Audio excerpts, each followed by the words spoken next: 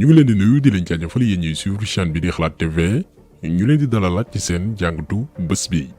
tey nag dañuy def benn analyse de discours déclaration boo xamante ni yaakaar naa ni bettul kenn rawatina yéen ñuy suivre Xalaat TV ndax quelques jours ci ginnaaw lañ leen waxoon ni Adji Sarr bu defee sorti bés yi di ñëw bu mu leen bett.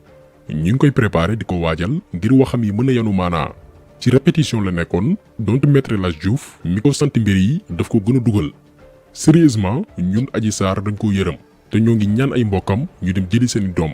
ndax ay magum jëmm yu amul benn fula yu ci mel ni El Hadji Diouf ngir régler seeni problème personnel ak benn doomi aadama ñoo ko jël en otage di ko defloo di ko waxloo loo xam ne bu doon seen doom duñ ko def ñun xale bi dañ ko yërëm mais teewul dinañ décortiquer pièce par pièce li xewoon ci bés ba muy def déclaration ni ñu tëggee scénario bi rôle bi ci El Hadji Diouf doon joué moment bi xale bi di def déclaration te loolu yaakaar naa yenn experts yi seetlu nañ ko mais dañ ci revenir déjà Adji Sarr bi muy tàmbali wax dafa bind lépp dañ ko bindal muy wax parce que scénario bi ñu bind la mënu ko improviser. may wax ne am naa mbégte trop si li nga xamante ne moo jot a xew ci nga xam ne kenn waral lu dul man ak Ousmane Sonko. par la suite bi question yi ñëwee lay soog a bàyyi liir bi di wax correctement. yaakamti procès bi mënul weesu instant bi man maa ko gën a yaakamti parce que li tax ma ne la maa ko gën a yaakamti maa ngi nii mënuma dem fenn mënuma sax bouger fenn te moom au moins moom mu ngi doxi ay soxla te man mënuma génn fenn parce que ñi may wër la. fii nag la problème yi tàmbalee ndax njombe yu baree bari fii la ko waxee waxoon nañ leen ni El Hadji Diouf bu inventé ay histoire tariloo ko xale bi ñun dina génne yenn passage yu PV yi ñu comparé la Adji Sarr waxoon gendarmerie ak liñ ko déggal mu wax tey. parce que objectif bi moo nekkoon changer PV yi moo taxoon El Hadji Diouf doon wax ci plateau jàkkaarloo que PV yi ngeen di dégg baaxul. PV yëpp ay fen la ñoom nekku ci avocat seen client seen wax xarit reggul ci dossier bi nu ñu amee PV bi. lii yëpp pour préparer woon Adji Sarr la et malheureusement dañu échoué lamentablement benn mooy bëggoon nañu forcer xale bi mu jooylu parce que Sénégal aussi dëkku yërmande la te booy wax di jooy mën nga toucher ñu baree bari. mais malheureusement rongañee bañ lank ni duñ ñëw. ndax yéen ci la ma daal di xoj ne ma dangay tëdd par force toujours parce que foog ne occasion bii dinaa ko raté gis xale bu fees dell di ko raté. mais nañu revenir ci détails yi gën a am solo muy le fond. ndax li ñu bari saisirul ci déclaration Adji Sarr mooy dañoo weddi seen bopp ndax Adji Sarr moom nee na bi ko Ousmane Sonko di njëkk tëddee fekkoon na mu nekk jànk maanaam musul woon xam góor. mën na ko ngir yàlla rek baal ma ci pour beneen yoon sax boo ñëwee au moins ñu pro parce que man xaw ma góor xaw ma lii yëpp ngay def mu ne ma dangay fen après si la ma xoj ma lii ma ci ginnaaw jël loxoom dugal ko sama biir awra gis ne li ma ko wax dëgg la mu ne ma laa ci ma donne envie de plus. malheureusement kaddu yi rapport médical bi daf ko weddi ndax ci rapport bi docteur Alfousseyni Gaye bi nekk hôpital Grand Yoff dafa ni ndaw li ba mu demee yàgg na léegi stratégie El Hadji Diouf moo nekkoon ñu ne rapport boobu noonu baaxul lii la maître El Hadji Diouf bëggoon mais déglu leen fii Adji Sarr bi ko journaliste bi laajee lan moo tax nga njëkkee hôpital bi la defar rapport bi door a dem porter plainte xool leen naka la El Hadji Diouf réagiré. lu tax jiitu woo ci police avant ngay njëkkee prélèvement Grand Yoff parce que d'habitude procédure bi loolu la da ngay dem ci yoon yóbbu la ci orienté la vers un hôpital. instant boobu mu ngi toll woon. non ni waxee loolu ñoo ko waaw d'accord léegi on reformule la question. fii li ñu programmé woon mooy Adji Sarr ne njëkkeewum hôpital rax ci dolli ne rapport bi baaxul. lii lañ ko waxloo woon léegi bi ko journaliste bi laajee mu fàtte lañ ko digaloon daal di confirmer rapport boobee nga xam ne dafa wax ne ñàkk na ndawam lu yàgg a yàgg contrairement à ce que li Adji Sarr wax maître El Hadji Diouf daal di koy dagg ne ko c'est pas vrai. instant boobu mu ngi toll woon.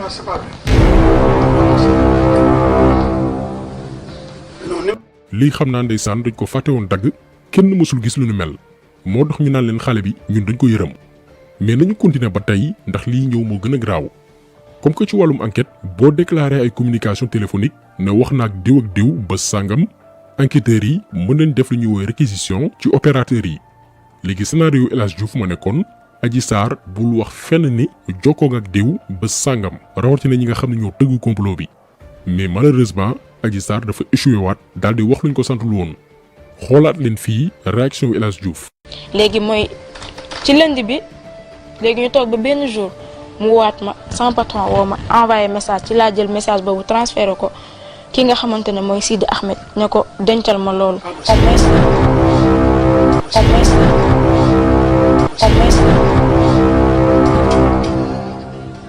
nee na ko déedéet bul wax lu jëm ci wàllum communication téléphonique dañu échoué complètement malgré scénario bi nga xamante ni bindoon nañ ko à l'avance.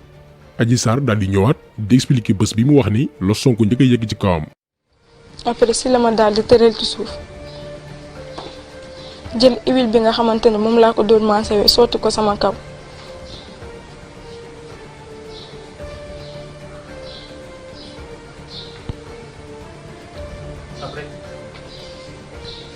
egg si man. nee na ci suuf la ko tëral yegg ci kawam léegi nañu dem ca PV ya la mu waxoon gendarmerie dafa ni woon Sonko tërlu ko ci suuf mais ca kaw table ba mu ko doon maasee la yeggee ci kawam te nee na moom Adji Sarr moo simmeekul boppam gis ngeen contradiction bi mais contradiction yi jeexagul des na xam nga Ndeye Khady Ndiaye borom salon de massage bi dafa ni woon dafa dàqoon Adji Sarr parce que jikkoom doyu ko mais Adji Sarr daf ko weddi nee na moom musuñu koo dàq moom moo bàyyiloon boppam ndax sàkku yu bëri yi ñu ko doon sàkku. sama xarit yi nga xamante ne moom laa doon liggéeyal foofu ñu may naan toogal man leen bàyyi leen rek ma dem mu bàyyi ba su guddi gi ma yóbbu leen ñoom ñëpp ci Brioche Dorée ba ñu jënd reer après man ne leen sama bagage yi nga xamante ne ñu ngi ci beneen cabine bi ma wax beneen fii bi na ma ko indil ma daal di génn si guddi gi dem sama yoon daw ñu toog ba ay 5 mois daw ma mooy dàq bi nga xamante ne Fatou Fina wax na ne moo ma dàq bu nekkul woon ñi may bañ a dugal ay tur kon ma wax leen ngeen dem laaj ay xale yu jigéen yooyu te am naa ci ay profil bu fekkee ne jour boobu noonu man maa génneel sama bopp dem sama yoon man maa dawoon parce que ñëpp a ngi naan ne ñu lay def lii di la def lii te dawoo lan moo tax ne leen demoon naa man demoon ba mu am ay 5 mois xaw ma 6 mois. nee na dàquñu ko woon moo dawal boppam pendant 5 mois juróomi weer duggul tànkam ci salon de massage bi ndax yàqataan bañ ko daan def léegi nañu delluwaat ca PV yam waxoon gendarmerie biñ ko laajee ndax Ndeye Khady Ndiaye daf la mësoon dàq dafa ni déedéet maa bàyyiloon sama bopp li mu wax ci vidéo bi